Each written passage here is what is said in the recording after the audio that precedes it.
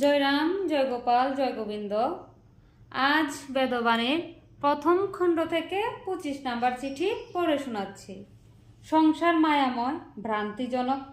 যাহা কিছু বোধ করা যায় তাহার সকলই ইন্দ্রিয় জাল মাত্র। মনের দ্বারা যাহা লব্ধ হয় সকলেই ইন্দ্রিয়েই ভোগ মাত্র।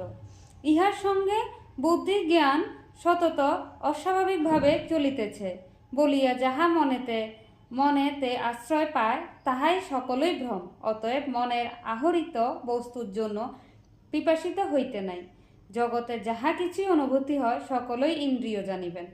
ইহাই কেবল সুখ দুঃখ ফল প্রসার করিয়া জীবদশাকে চক্রের ন্যায় ভ্রমণ করাইয়া লয়।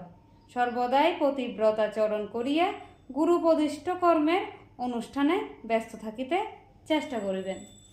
জয় রাম, জয় গোপাল, জয় গোবিন্দ। আজ এটুকুই।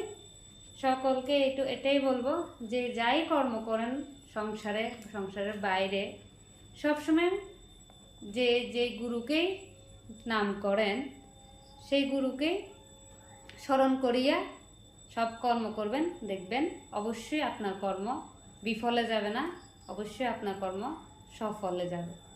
তো সবাই ভালো থাকবেন, সুস্থ থাকবেন।